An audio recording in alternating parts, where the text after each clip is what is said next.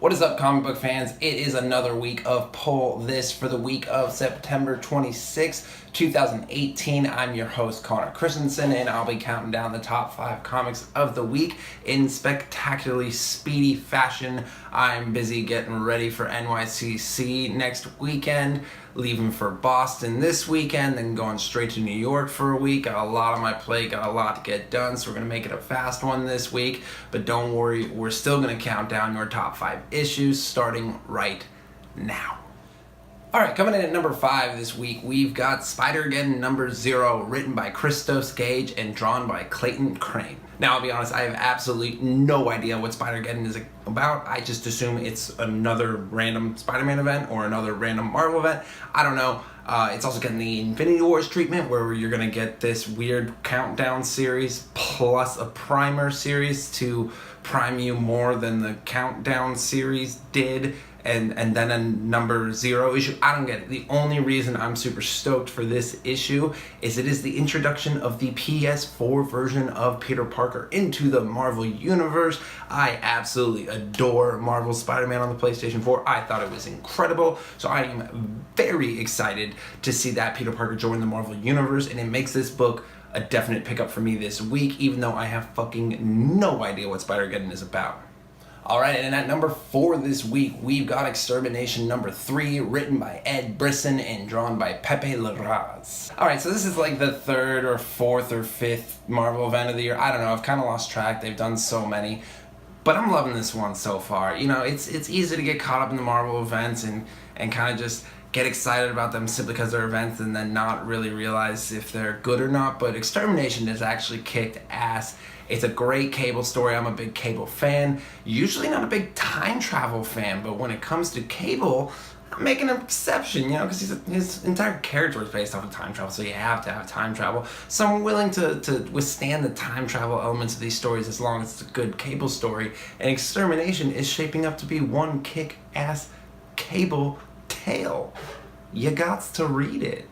And at number 3 this week, we've got Stranger Things number 1, written by Jody Houser and drawn by Stefano Martino. Writer Jody Houser does a terrific job adapting licensed properties for comic books. She did a wonderful job turning Thrawn into a 6-book comic book series. She's doing a stellar job on the StarCraft series, and now she gets to leave her stamp on the Stranger Things universe. That's right, this is the very first Stranger Things comic, and it's not a prequel. It's not some auxiliary side story that does nothing for the rest of the series. It's actually a very important piece of the entire story that'll fill in some blanks that are missing in between seasons 1 and 2, explaining where Lost Boy Will Myers was during his time in the Upside Down, how he survived, and what he faced. So it's probably going to be very scary, very creepy, and filled with tons of wonderful, nostalgic-fueled 80s references.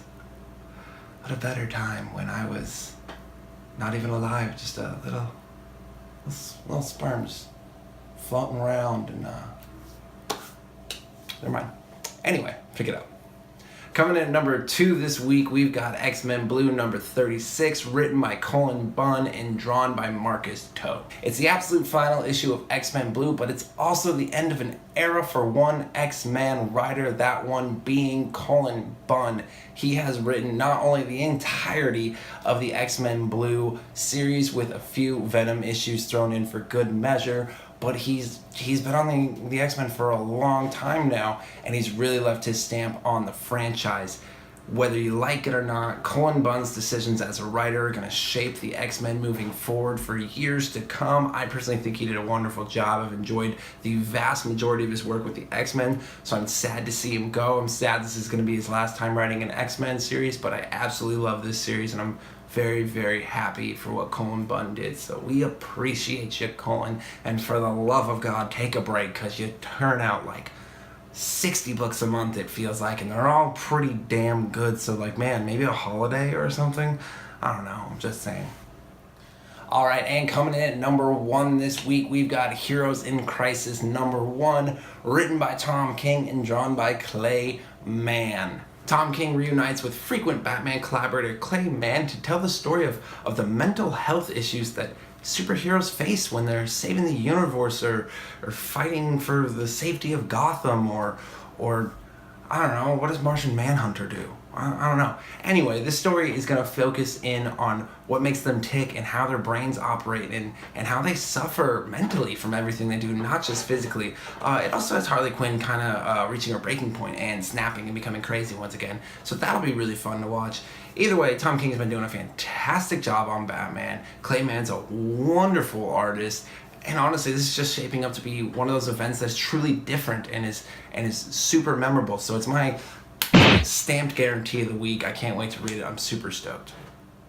All right, and that wraps it up for the quickest edition of Pull This we've ever had for the week of September 26, 2018. I hope you guys pick up all 5 of the books we talked about today. They're all going to be fantastic. I promise you that. Remember to rate, review, subscribe, share on all the social medias. Let me know what you think. Let me know which books you're looking forward to, which ones you're not looking forward to, which creators you're loving, which creators you're not. And if you're at New York City Comic Con next week, be sure to find any of the guys in the AIP Comics t-shirts, say what's up to us, take a picture, make fun of us, tell us our reviews are awesome, tell us they suck. Actually, no, don't tell us they suck. That'd be really mean. We don't want you to be mean to us. But anyway, I hope to see some of you guys in New York next week.